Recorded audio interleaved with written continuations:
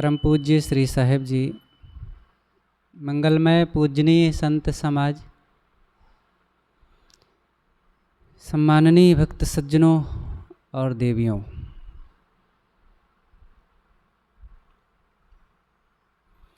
बचपन से ही मनुष्य को विभिन्न क्षेत्रों में सफल होने के लिए सिखाया जाता है। छोटी छोटी बातें भी सिखाई जाती हैं, कैसे खाएं, कैसे पिएं, कैसे कपड़ा पहनें, कैसे बोलें और घर को कैसे रखें, गाड़ी को कैसे रखें, सब सिखाया जाता है। बिजली का कैसे उपयोग करें, पानी का कैसे उपयोग करें, रुपए का कैसे उपयोग करें, गैस का कैसे उपयोग करें और सड़क पर किस स्पीड से चलें, किस गाड़ी पर बैठना उचित है, किस पर बैठना उचित नहीं है, ये सब बताया जाता है।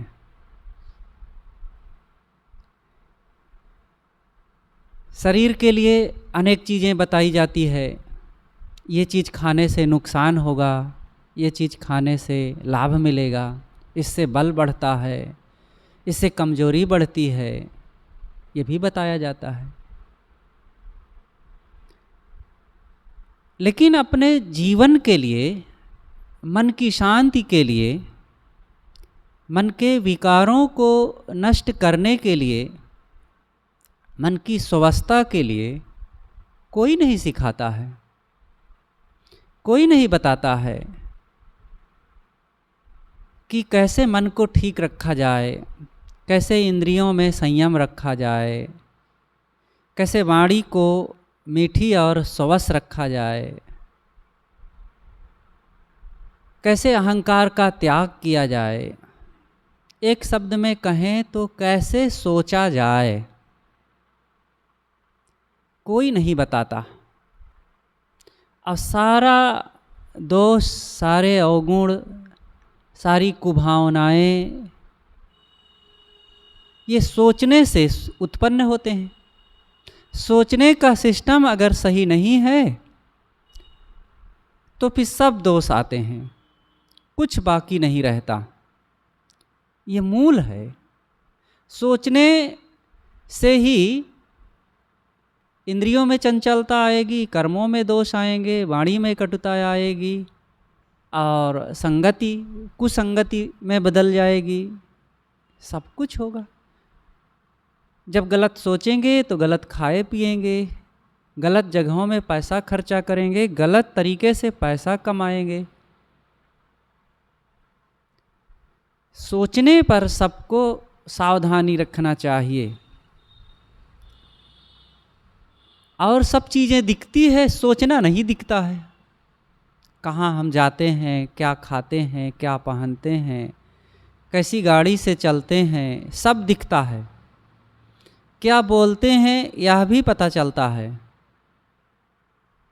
लेकिन ये सब कहाँ से आता है? सोचने से। और सोचना नहीं दिखाई देता किसी को। आदमी क्या सोच रहा है, मन में क्या भावनाएं हैं, ये नहीं पता चलता और इसी से सारे दोष उत्पन्न होते हैं।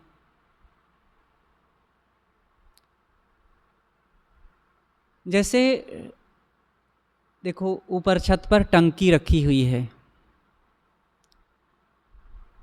टंकी में जो रहेगा वही तो टोटी के माध्यम से निकलेगा। टोटी से निकलते हुए पानी को देख करके हम जान जाते हैं कि टंकी में क्या है। पानी साफ है या मटमैला है, स्वादिष्ट है या सड़ गया है, दूषित है, ये टोटी से निकलते हुए पानी को देख करके पता चल जाता है।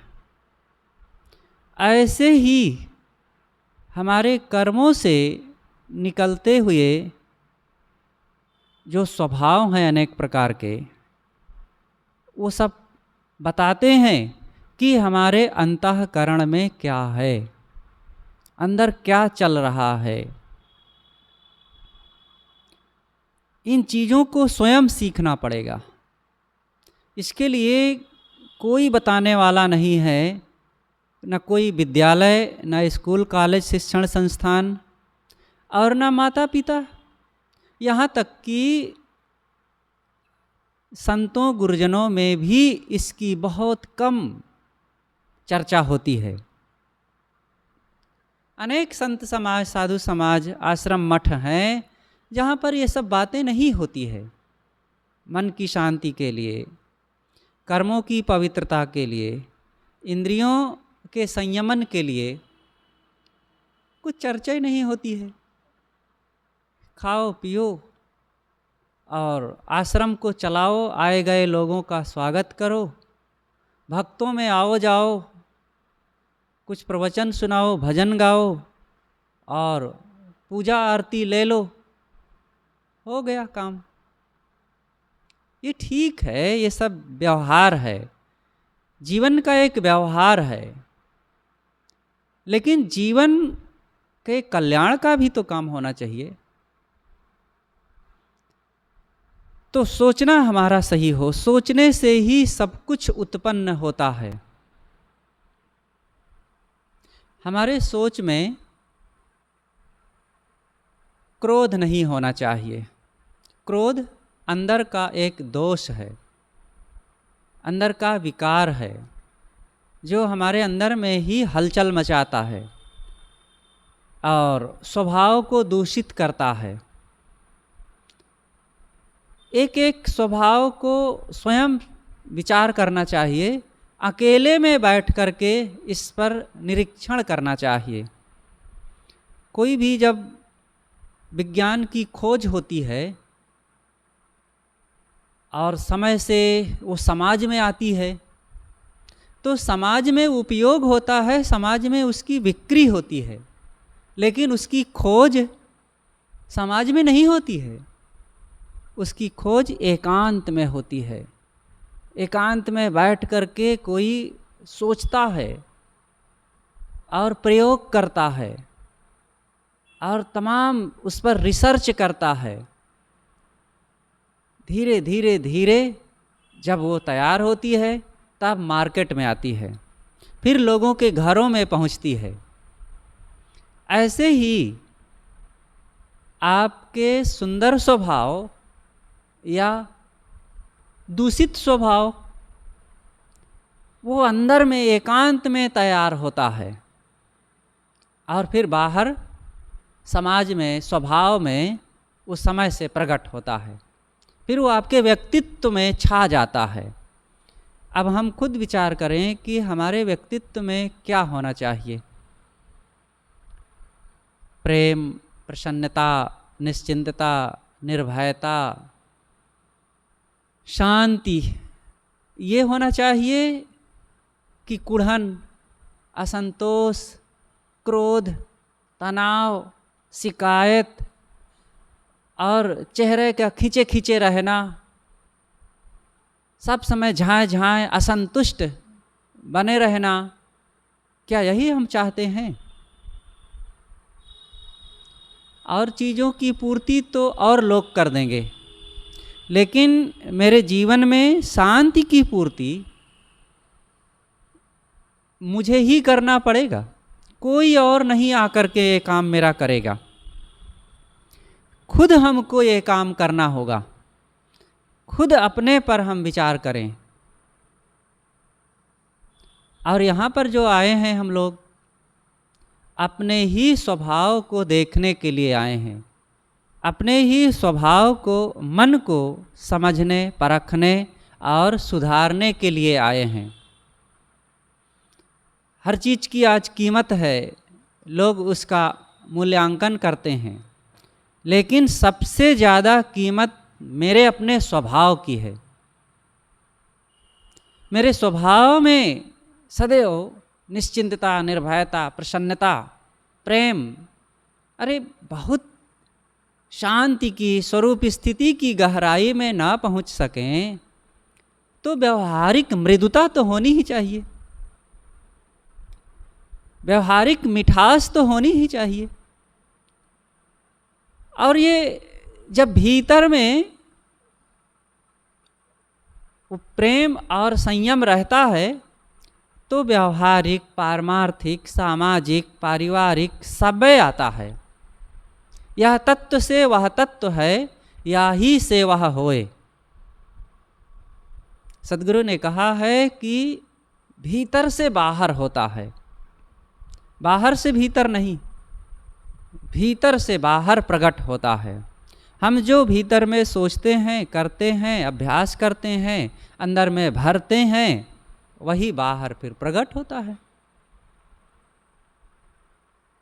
जो बच्चा अंग्रेजी नहीं पढ़ा रहेगा तो अंग्रेजी बाहर निकल करके कैसे बोलेगा लोगों में, अथवा पढ़ाने जाए, जो पढ़ा नहीं है तो अंग्रेजी कैसे पढ़ाएगा। आपके पास एक गिलास है, आपके गिलास में अगर पानी नहीं है तो दूसरे के गिलास में थोड़ा पानी दे सकते हैं? नहीं दे सकेंगे ना। आपके गिलास में पानी होना जरूरी है, और जितना पानी होगा उससे कम मात्रा में ही दे सकेंगे। इसलिए जरूरी है कि अपने गिलास में खूब पानी भर करके रखें। गिलास मेरा अंतःकरण है। मेरे अंतःकरण में अगर प्रेम है, शांति है, संयम है, त्याग है, विनम्रता है, सौहार्दता है, तभी तो मैं दूसरों को दे सकूँगा। पानी पियावत क्या फिरो, घर घर सायर बारी। तृषावंत जो होएगा, पीवेगा झक मारी। दूसरों को क्या पानी पिलाते फिरते हो? अरे यहाँ सबके घर में खूब पानी का समुद्र लहरा रहा है, लेकिन वो पी ही नहीं रहे हैं। और जिसकी गर्ज होगी पीने की, वो झक मार करके, दौड़ करके आकर के पिएगा। इसलिए ज्ञान को बहुत बांटना ये भी जरूरी नहीं है। ज्ञान की जिज्ञासा रखना, पिपासा रखना जरूरी है। हमारे अंदर में उसकी प्यास, भूख जगनी चाहिए। सबको अंदर में भूख तैयार करना चाहिए कि शांति मेरे जीवन में बढ़े। तो मैंने शुरुआत किया था कि हम सब कुछ सीखते हैं, लेकिन कैसे सोचना चाहिए ये नहीं सीख पाते हैं। इसको भी सीखने की ज़रूरत है। और ये इस कला को कोई सीख लिया तो फिर कोई बाकी नहीं है कला उसके अंदर आने में। मरते मरते जगमुआ, मुए न जाना कोय। ऐसा होय के ना मुआ, जो बहुरी न मरना होए। मरते मरते जगमुआ, बहुरी न किया विचार। एक सयानी आपनी, परबस मुआ संसार। ये सद्गुरु का उपदेश है। साहब कहते हैं मरते मरते एक दिन शरीर मर जाता है, रोज रोज मर रहा है। उम्र देख पल पल घटी जा रही है, निकट मौत छिन छिन चली आ रही है। समझ ले तू बंदे इशारा घड़ी का, नहीं है भरोसा जरा जिंदगी का। ये जिंदगी का भरोसा नहीं है। जैसे लाखों लीटर पानी किसी टंकी में भरा हो और थोड़ा थोड़ा थोड़ा थोड़ा करके निकल रहा हो, तो एक समय ऐसा आता है कि पूरी टंकी वो खाली हो जाती है। ऐसे ही लाखों श्वासों का स्टोर हमारा ये जीवन है। इसका एक अपना समय है, प्रारब्ध। प्रारब्ध के वेग से जीवन चल रहा है, और इस समय का सदुपयोग कर लें, अपने आप को गढ़ने में, अपने आप को संवारने में, अपने आप को सुखी बनाने में। नहीं तो ये तो निकल ही रहा है। एक एक श्वास आती है जाती है, आती है जाती है, और इसी से शरीर हरा भरा बना रहता है। जैसे एक पौधा होता है, पौधा देखो अपने आप वो सब जानता है, उसकी प्रकृति जानती है मुझे क्या ज़रूरत है। एक बीज जमीन में पड़ा और जमीन से नमी ले लिया तो पहले क्या निकलता है, जड़ निकलती है कि तना शाखाएं निकलती है, अंकुर निकलता है। आप जानते होंगे कि पहले जड़ निकलती है, पहले जड़ फूटती है और जड़ जानती है कि मुझे किधर जाना चाहिए। अपने आप वो नीचे अपने मजबूती अपनी खुराक की व्यवस्था करती है। कोई भी बीज जैसे ही नमी पाया तो जड़ फेंका, अपनी मजबूती बढ़ाया और अंदर में गया, जहाँ से उसको आगे खुराक मिलती रहे, उसका भविष्य उज्जवल रहे, वहाँ पर पहुँचता है।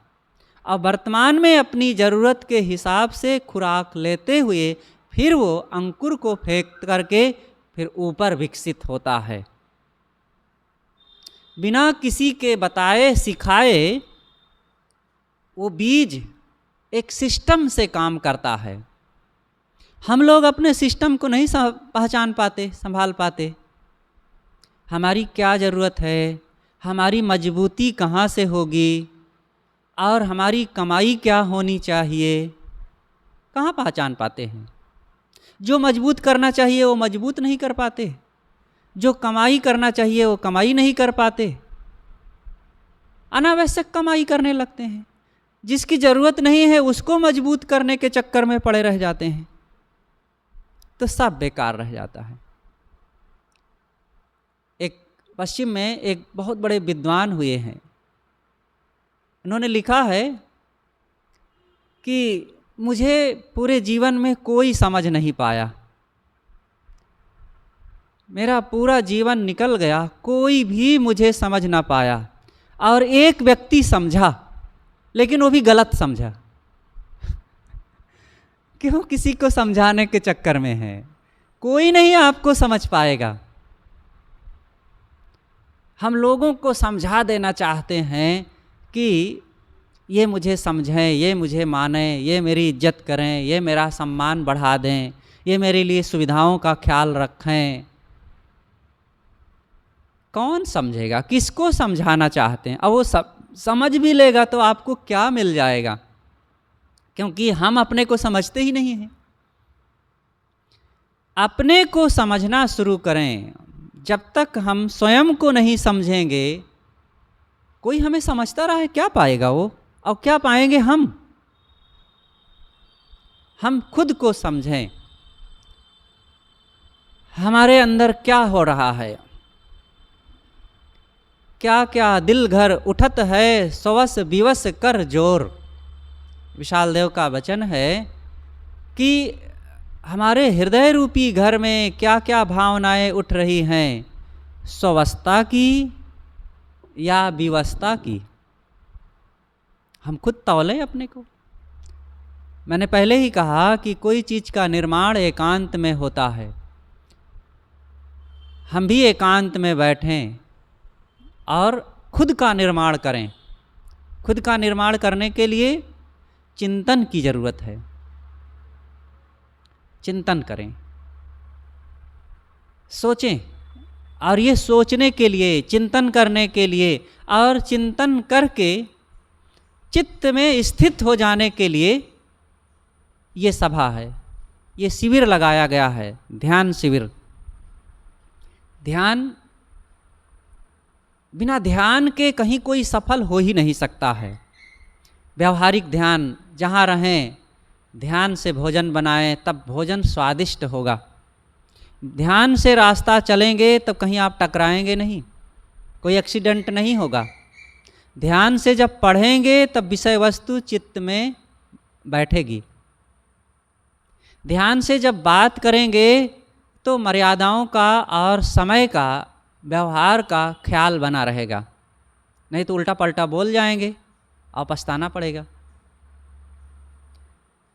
ध्यान से जब रिश्तों को निभाएंगे तो रिश्ते भी बने रहेंगे और हमारी शांति भी बनी रहेगी। नहीं तो जिन रिश्तों में बड़ा आकर्षण, वहीं एक दिन विकर्षण शुरू हो जाता है, विवाद शुरू हो जाता है, तनाव शुरू हो जाता है।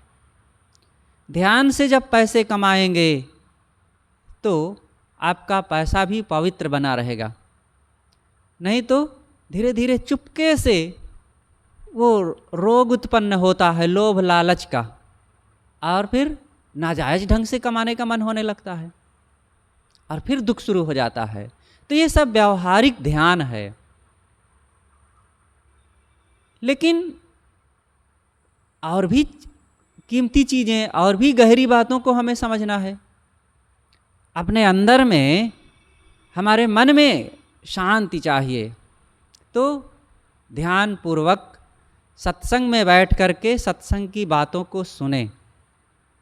सत्संग का अर्थ ही होता है शतानाम संगः सत्संगः, सत्य की संगत में पहुंच जाना, सत्य की उपासना करना, सत्य के लिए प्रेरणा प्राप्त जहाँ से हो वो सत्संग है।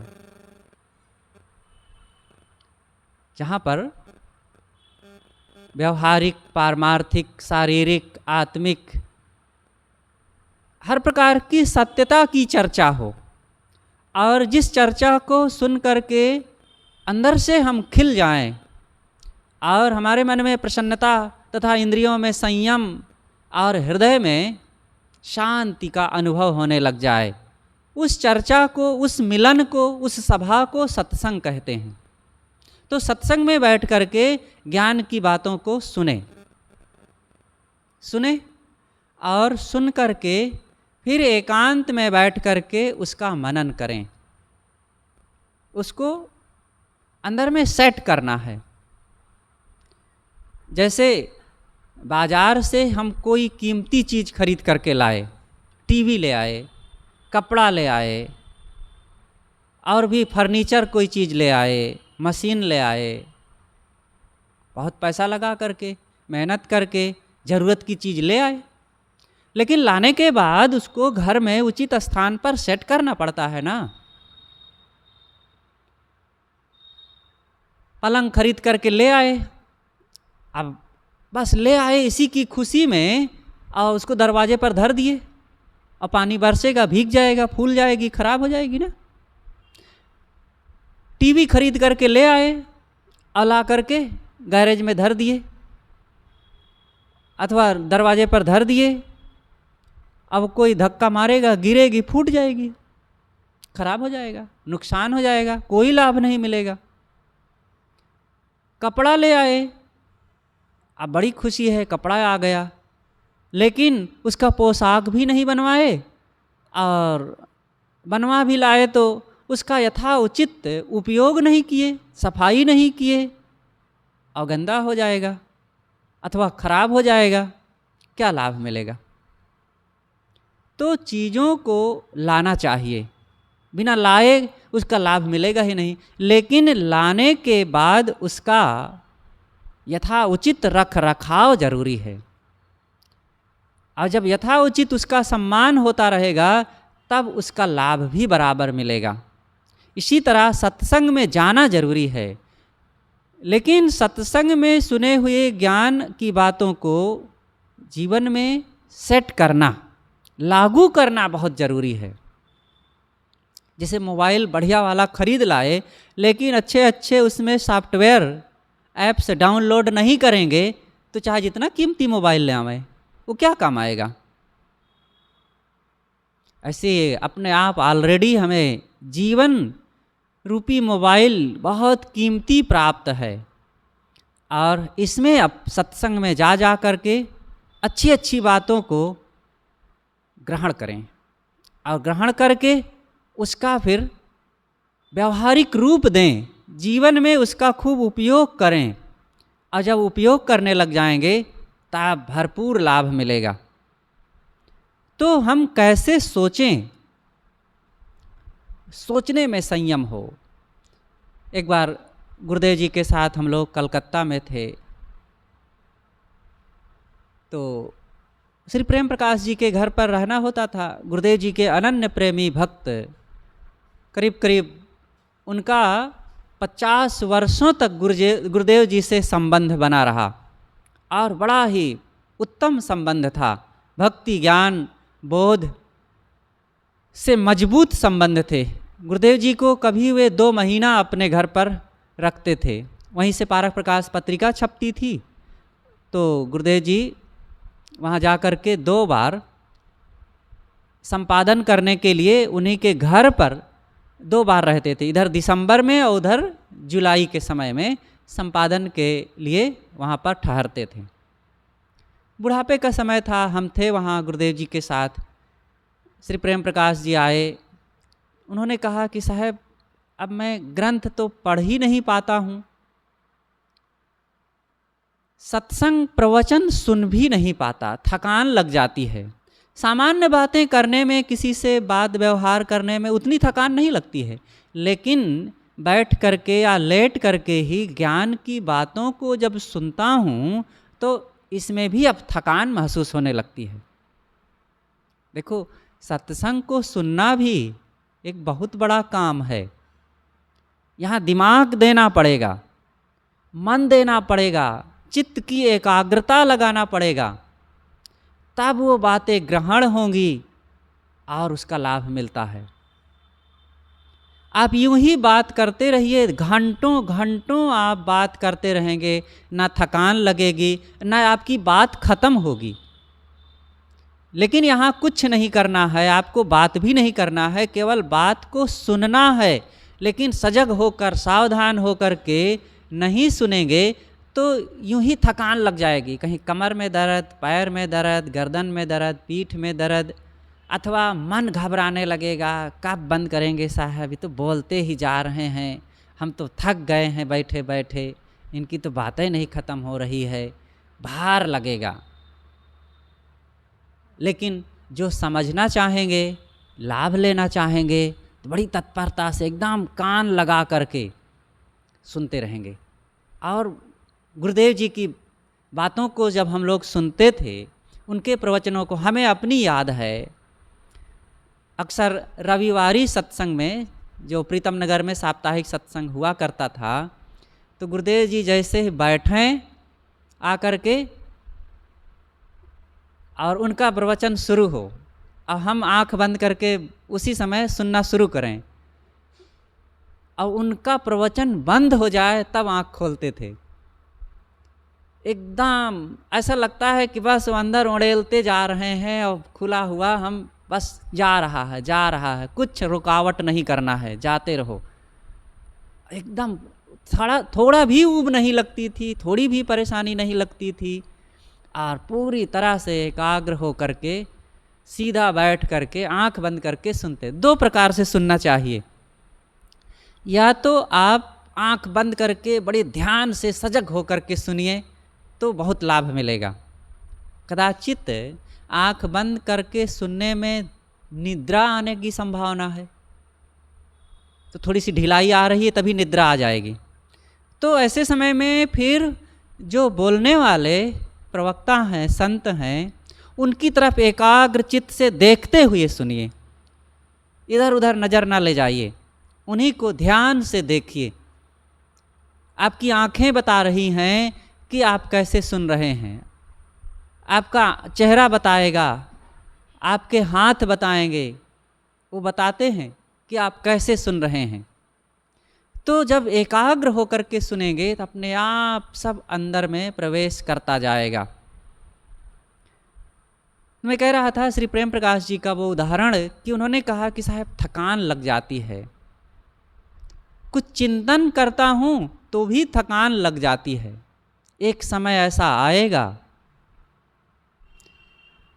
ये शरीर का वो दिन आने वाला है कि कुछ चलना फिरना तो दूर, कुछ पढ़ना लिखना भी दूर,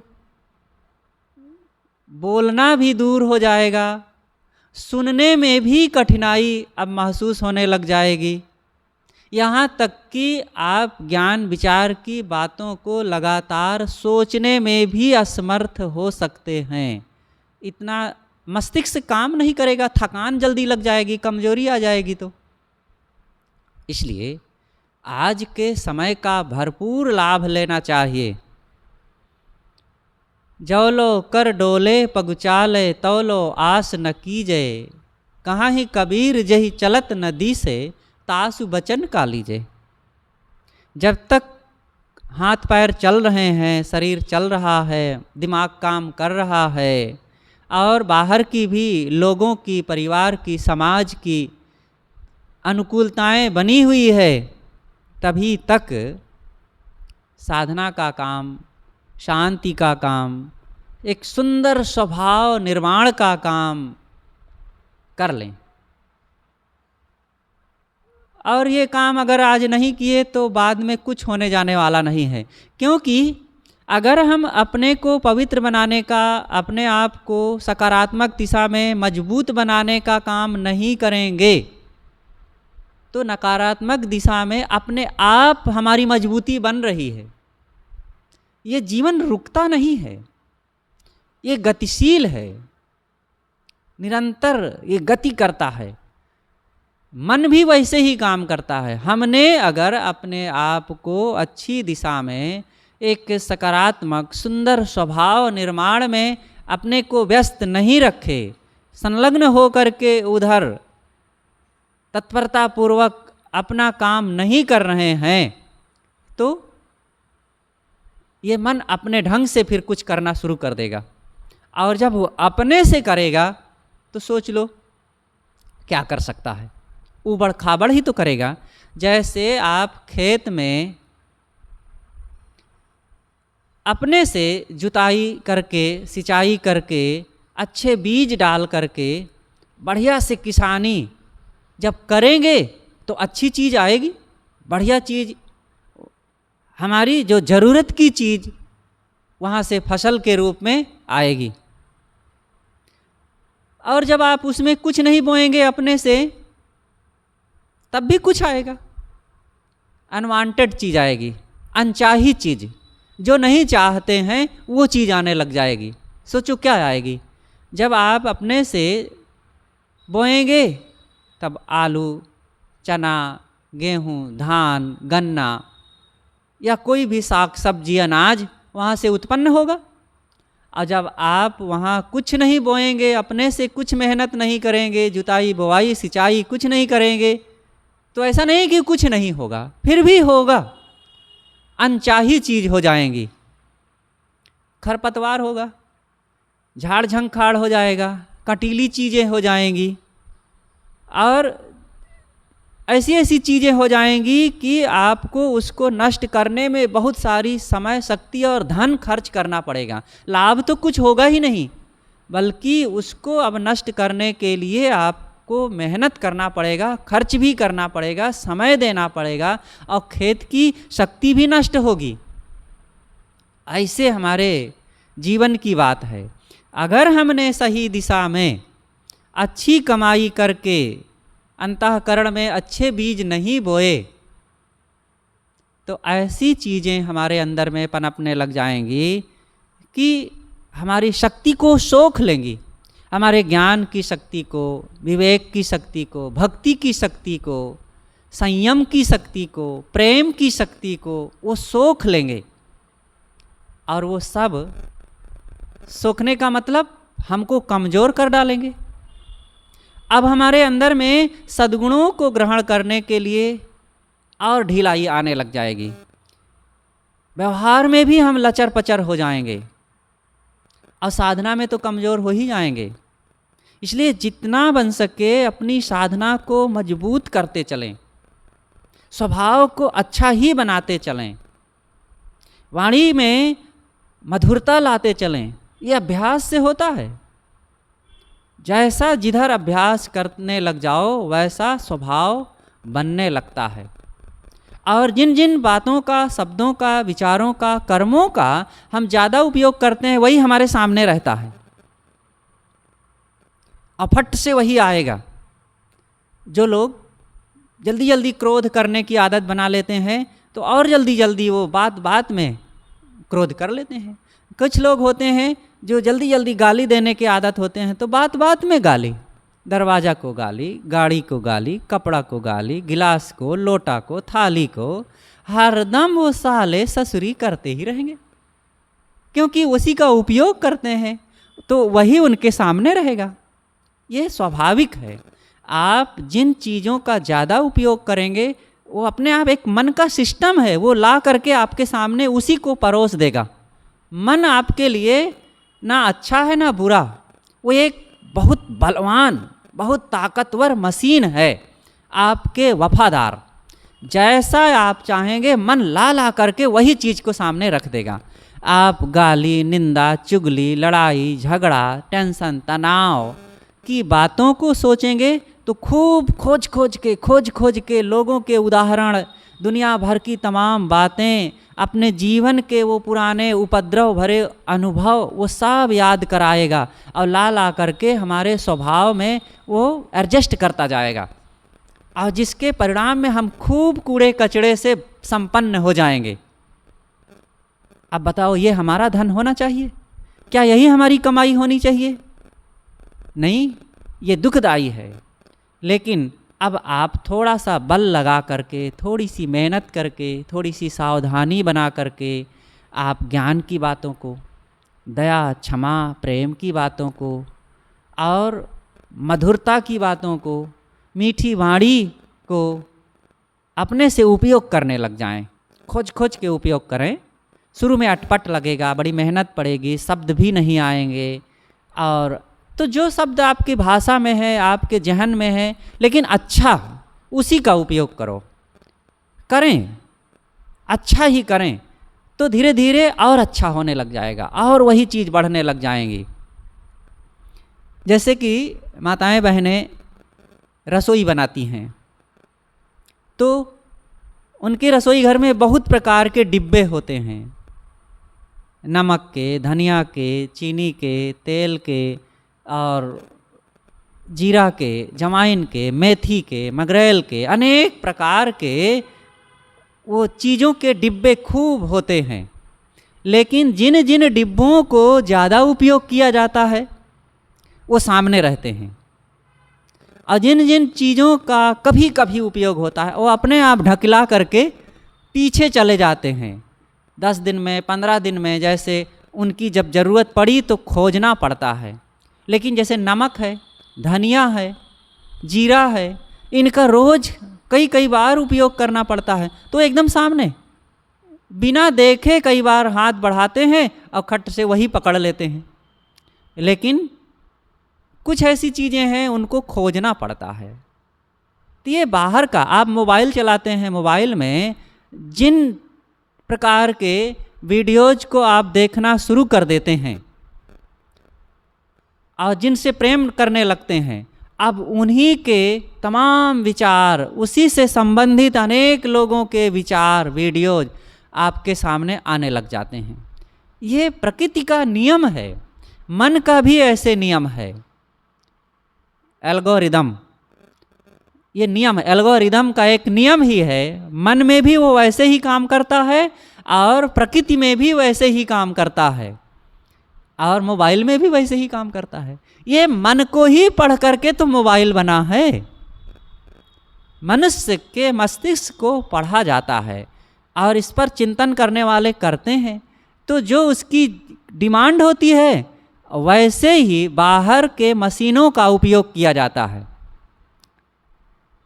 जैसे कि आपको ज्ञान की बातों को ज़्यादा से ज़्यादा जीवन में उपयोग करना है, तो आप चारों तरफ ज्ञान को ही पहरेदारी में रख दीजिए। ये टैग लगाना हुआ। जैसे वीडियो बनाते समय आप किसी प्रकार का वीडियो बनाते हैं तो उसका टैग लगाते हैं, उसके संबंधित अनेक बातों को, अनेक विचारों को और अनेक चीज़ों को भी, अनेक लोगों को भी, उसके अनजान लोगों को भी, उसके जानकार लोगों को भी, उसकी निंदा करने वाली बातों को भी, उसकी प्रशंसा करने वाली बातों को भी आप उसमें सेट करते हैं। तो कोई भी शब्द से आप जैसे ही सर्च किए मोबाइल में वो चीज़ आने लग जाती हैं। ये एक आपके उपयोग की बात, अनुभव की बात बता रहा हूँ कि जैसे मोबाइल में आप एक चीज़ खोजे तो उस संबंधित अनेक चीज़ें आ गई। कैसे आ गई? क्योंकि वो सेट है पहले से, वो ऊपर में बैठे जो काम करने वाले लोग हैं उन्होंने वो सब सेट किया है। अब हमको अपने दिमाग में भी ऐसे ही सेट करना है। क्या सेट करना है? प्रेम, दया, क्षमा, सत्संग की बातें, भक्ति की बातें, संयम की बातें, प्रेम सदाचार की बातें, इन सब को खूब अपने स्वभाव में, अपनी वाणी में, अपने व्यवहार में, अपनी बातचीत में, अपने पढ़ने लिखने में, अपने सुनने जानने में, अपने परिवार के लोगों में भी वही चीज़ कहो तो वे लोग भी जब हमसे पाएंगे तो वो भी वही चीज़ उपयोग करने लग जाएंगे। आपका बच्चा क्या सीखता है? जो आप सिखाते हैं, जो आप दिखाते हैं, जो आप सुनाते हैं, जो आप घर में उपयोग करते हैं वही तो सीखता है। ये आप टैग लगा रहे हैं अपने जीवन की व्यवस्था के लिए, अपने दिल दिमाग में भरने का, अपने बाल बच्चों में भी भरने का, अपने घर में उन तमाम रखी हुई चीज़ों का टैग लगा रहे हैं। आप क्या सोचेंगे? जो आप घर में रखे हैं, वो गाड़ी, वो साइकिल, वो कपड़े, वो दीवार, वो रसोई घर साफ सुथरा सब है अथवा गंदे संदे हैं, जो आप सामने रखे हैं वो आपके विचारों का टैग लग रहा है। और जैसे आप देख रहे हैं, जैसे सुन रहे हैं, जैसे बात कर रहे हैं, वही तो आप अब सोचेंगे, उसी की चर्चा करेंगे, उसी का अनुभव करेंगे। इसलिए अब हम अपने विचारों में अच्छी अच्छी बातें भरना शुरू करें। हमारी ज़ुबान से कभी भी गाली नहीं निकलना चाहिए, किसी के अपमान के शब्द नहीं निकलना चाहिए, और किसी के लिए व्यंग्यात्मक शब्द नहीं निकलना चाहिए। प्रेम की भाषा, मीठी वाणी, ज्ञान की बातें, संतोष की बातें, धैर्य की बातें, निर्मोहता की बातें, अनासक्ति की बातें, गुरु भक्ति की बातें, सदाचार की बातें करें भी, बोलें भी, देखें भी, पढ़ें भी, सुने भी और सोचें भी वही। फिर देखिए थोड़े दिनों में आपके अंदर का जो एल्गोरिदम है वैचारिक, वो अपने आप ठीक होने लग जाएगा। और जिसने अपने अंदर के सिस्टम को ठीक कर लिया है तो फिर क्या पूछना और क्या ठीक करना है। बाहर का ठीक करके भी आप एक ठीक करेंगे, दूसरे लोग चार बिगाड़ देंगे। आप घर में झाड़ू लगाते रहिए, हो सकता है बच्चे आकर गंदगी बिखेर दें। अब ऐसा सोच करके आप झाड़ू लगाना बंद कर दें, ऐसी बात नहीं है, लगाते ही रहिए। क्योंकि आपके लगाने से बाहर साफ जितना होगा सो होगा, लेकिन आपका दिल साफ होने का सिस्टम रिकॉर्ड कर रहा है, आपके दिल में सफाई भर रही है। आप अगर मीठी वाणी बोलेंगे तो आपके अंदर में मिठास भर रही है। अब दूसरे का काम है कि आपकी मीठी वाणी को भी वो मिठास नहीं समझ रहा है और वो कड़वी बोल करके आपको कड़वाहट दे रहा है, वो उसका काम है।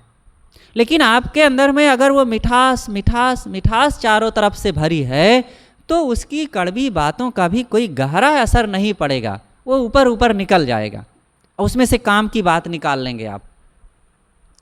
मैं कह रहा था कि सोचने का तरीका, कैसे सोचें।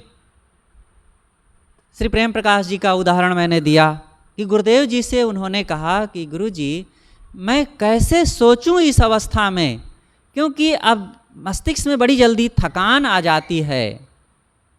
गुरुदेव जी ने कहा कि अच्छा सोचो, सहज रूप की बातें सोचो, जो आपने अच्छा अच्छा किया है, सेवा की बात, भक्ति की बात, ज्ञान की बात, लिखने पढ़ना आपने जो किया है, सहज रूप से उसी के बारे में अच्छा सा सोचिए और जितना बन सके कुछ देर लापरवाह हो जाइए कि मुझे कुछ नहीं सोचना है। जो देखो जिसके अंदर में पवित्रता है और विचारों की गंदगी नहीं है, और शांत हो जाएगा अपने आप बहुत जल्दी। वो गलत सोचने के लिए अपने मन को संकेत करेगा ही नहीं और अच्छा सोचने में भी ज़्यादा मेहनत नहीं करेगा, तो शांत, क्योंकि शरीर में भी थकान लग रही, वो शांत रहेगा, कुछ नहीं। आपको भी अभी कई बार ऐसे लगता होगा कि कभी कभी ऐसे मन होता होगा कि अब सब से हट करके, ये भाई बंधु माता पिता प्यारे बच्चे पत्नी, इन सब से हट करके चुपचाप एकांत में जा करके शांति से लेट जाएं, बस। होता होगा ना कभी कभी, कुछ ना, किसी से बात करने का मन नहीं, किसी से मिलने का मन नहीं, किसी को देखने का मन नहीं, किसी से बात सुनने का मन नहीं होता, ना कहने का मन होता, चुपचाप शांत। तो मन नहीं होता बाहर की तमाम परिस्थितियों से। ऐसे ही भीतर में अपने एक ऐसा मन बना करके रखें कि सचमुच मुझे कुछ नहीं चाहिए, किसी से ना मिलने की चाहना, ना छूटने को सोच, धन प्राणी निर्वाह में कहूँ न मन को रोज।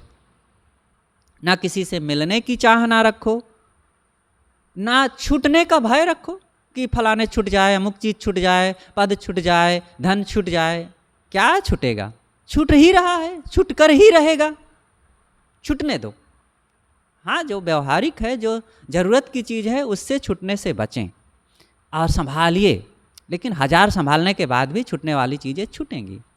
इसलिए ये मिलने छूटने के चक्कर में ज़्यादा ना रहें। धन प्राणी निर्वाह में कहूँ न मन को रोज। व्यवहार करो जो करड़ी है, लेकिन कहीं अपने मन की रुचि को बहुत बढ़ा के ना करो, बच बच करके रहें। अपने को बचाए रखना भी तो जरूरी है ना। हम किसी संकीर्ण रास्ते से निकलें, कांटे हों, झाड़ियाँ हों, तो वहाँ से जाना भी जरूरी है, लेकिन अपने को बचा के रखना भी तो जरूरी है ना। नहीं तो कपड़े फंस जाएंगे, चमड़ी छिल जाएगी, पैर में लग जाएंगे। भोजन बनाया जाता है, बनाना बहुत ज़रूरी है, आग से बनाया जाता है, आग जला करके बनाया जाता है, लेकिन भोजन बनाना जितना ज़रूरी है, उससे ज़्यादा उस आग से अपने को बचाए रखना भी तो ज़रूरी है ना। कि भोजन बनाने के नाम पर अपने कपड़ा जला दें, अपने हाथ पैर जला लें, नहीं। ऐसे ही ये संसार का व्यवहार करना है। खेती बाड़ी, घर द्वार, परिवार, समाज, आश्रम, सब किया जाए।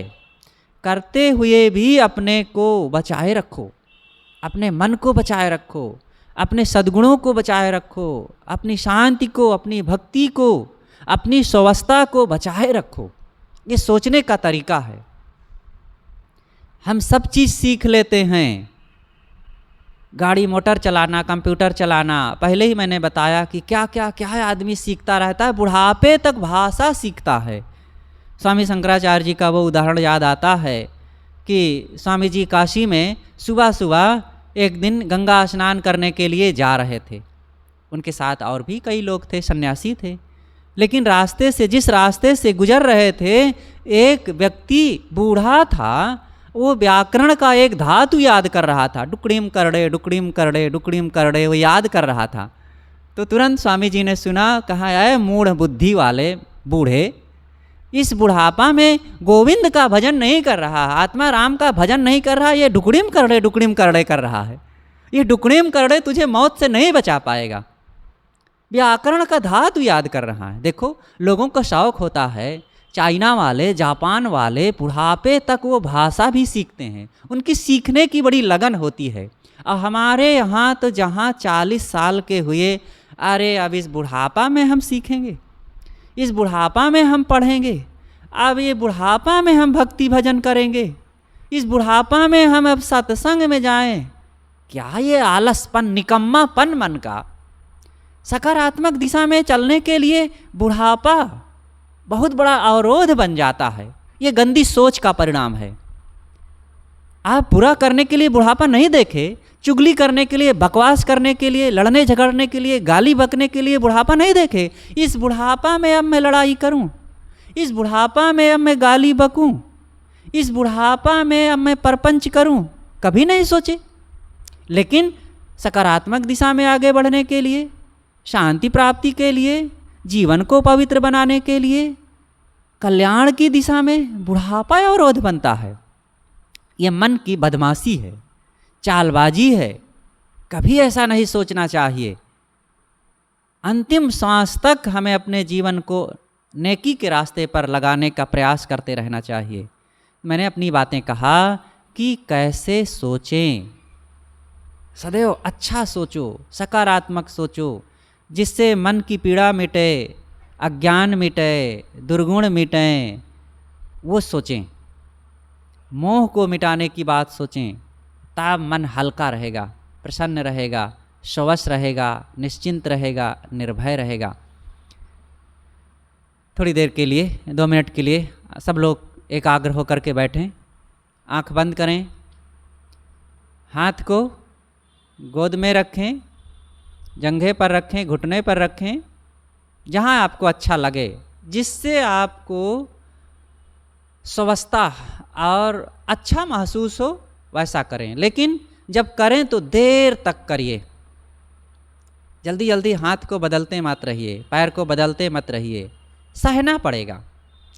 कुछ चीज़ भी सीखना हो तो सहना पड़ेगा, देर तक करना पड़ेगा। बिना देर तक लगातार कोई काम किए कोई काम में सिद्धि नहीं प्राप्त हो सकती है। तो बैठिए, अब तो थोड़ा ही समय है, तो 2 मिनट के लिए बैठें।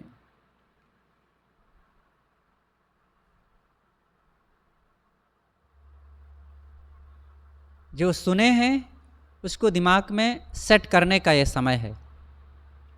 सरसरी तौर पर जो सुने हैं पूरे पर एक बार अवलोकन कर लीजिए, मैंने क्या क्या सुना, मेरे लिए कौन कौन बातें ज़रूरी थी, मेरे लायक कौन कौन बातें थी, उस सब को अंदर में सेट कीजिए और अपनाइए, उससे प्यार कीजिए।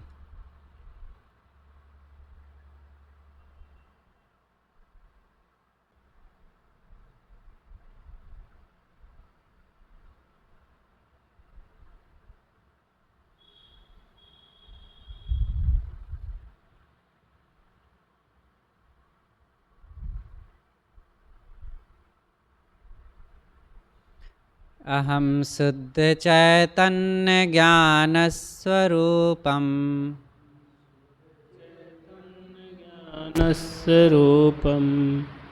बढ़िया से मिला करके एक मधुर आवाज़ में सजग होकर के आंखें बंद किए हुए अवस्था में ही अंदर से अनुभव करते हुए अपने शब्दों को बोलें।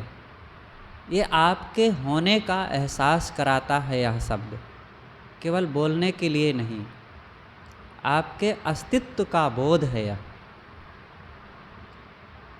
अहम शुद्ध चैतन्य ज्ञान स्वरूपम, अहम शुद्ध चैतन्य ज्ञान स्वरूपम, अजराहम अमराहम अखंडम अनूपम, अजराहम अमराहम अखंडम अनूपम, अहम शुद्ध चैतन्य ज्ञान स्वरूपम, अहम शुद्ध चैतन्य ज्ञान स्वरूपम, अजराहम अमराहम अखंडम अनूपम, अजराहम अमराहम अखंडम अनूपम, अहम शुद्ध चैतन्य ज्ञान स्वरूपम, अहम शुद्ध चैतन्य ज्ञान स्वरूपम, अजराहम अमराहम अखंडम अनूपम, अजराहम अखंडम अनूपम, अहम शुद्ध चैतन्य ज्ञान स्वरूपम, अहम शुद्ध चैतन्य ज्ञान स्वरूपम, अजराहम अमराहम अखंडम अनूपम, अजराहम अमराहम अखंडम अनूपम, अहम शुद्ध चैतन्य ज्ञान स्वरूपम, अहम शुद्ध चैतन्य ज्ञान स्वरूपम, अजराहम अमराहम अखंडम अनूपम, अजराहम अजराहम् अमराहम् अखण्डम् अनूपम् अहं शुद्ध चैतन्य ज्ञान स्वरूपम् अहं शुद्ध चैतन्य ज्ञान स्वरूपम् अजराहम् अमराहम् अखण्डम् अनूपम् अजराहम् अमराहम् अखण्डम् अनूपम्। साप्ताहिक ध्यान शिविर का आज ये पहला दिन की दूसरी सभा समाप्त हो रही है। जो नियम बताया गया है सब लोग उन नियमों को अपना करके रहेंगे। शौक़ से काम करना है, ये ध्यान करने के लिए आए हैं आप। एक किसान अपनी खेत में कितनी मेहनत करता है, एक दुकानदार अपनी दुकान में कितनी मेहनत करता है पैसा और अनाज पाने के लिए, एक व्यापारी अपने व्यापार क्षेत्र में कितनी मेहनत करता है। सब मेहनत करते हैं। आप बिना मेहनत किए कैसे ध्यान में सफल होंगे। यहाँ भी मेहनत करनी है, बहुत मेहनत, क्योंकि बहुत बड़े लाभ के लिए यहाँ बैठे हैं। और जितना बड़ा लाभ उतने ही ज़्यादा संघर्ष होते हैं। तो यहाँ का संघर्ष यही है कि नियम से बैठना, मन को समर्पित रखना, वर्तमान में जो प्राप्त है उसमें संतुष्ट रहना, मौन का पालन करना और समय से यहाँ आके बैठें, सीधा बैठें, समर्पित होके बैठें, खुश होके बैठें, ध्यान से सुने और ध्यान से ध्यान करें, तब पूरा लाभ मिलेगा। तो ये दूसरी सभा भी अब समाप्त हो रही है। आप सब लोग धीरे से उठें। अभी घंटी बजेगी तो भोजन के लिए उस नए भंडार घर के बरामदे में सब लोग पधारिएगा। साहे बंदगी साहे।